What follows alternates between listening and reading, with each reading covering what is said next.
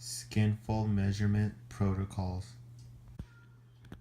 SkinFold measurements are used to determine the amount of subcutaneous fat, which is the fat directly under the skin.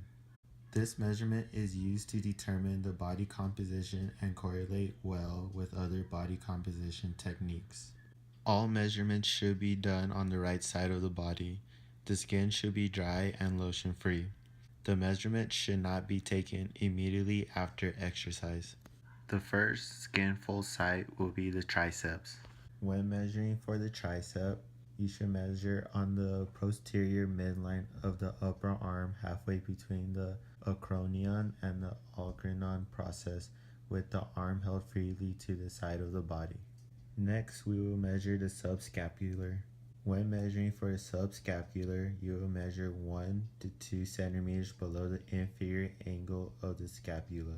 When measuring SkinFold site for the chest, it will be different between men and women. For men, you will measure 1/2 the distance between the anterior axillary line and the nipple. For women, you will measure 1/3 of the distance between the anterior axillary line and the nipple.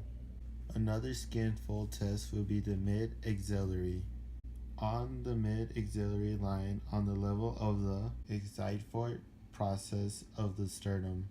An alternate method is the horizontal fold, taken at the level of the xiphoid border in the mid-axillary line. For the abdominal site, you will measure 2 centimeters to the right side of the umbilicus. Next SkinFold is suprailiac.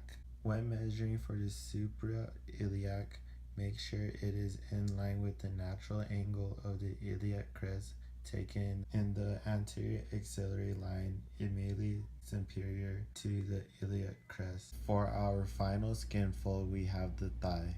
To measure the thigh, we will measure it on the anterior midline of the thigh, midway between the proximal border of the patella and the hip crease.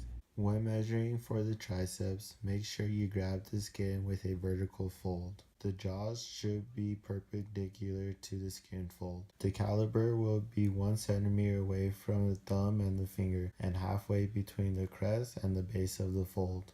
For the next site, we will have a diagonal fold. Make sure to grasp the SkinFold to ensure an accurate reading.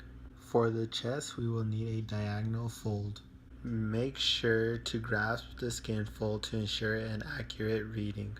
For the mid-axillary site, it requires a vertical fold. For the abdominal site, we will need a vertical fold.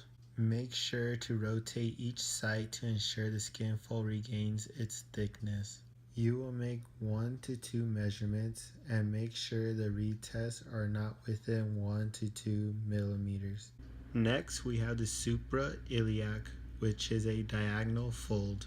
Lastly, we have the thigh site, which is required to have a vertical fold.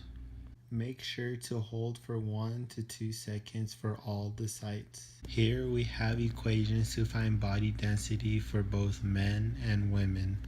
It is important to know the sum of the 7 SkinFold as well as the age. To find body fat, you could use the equation Brozic or Siri.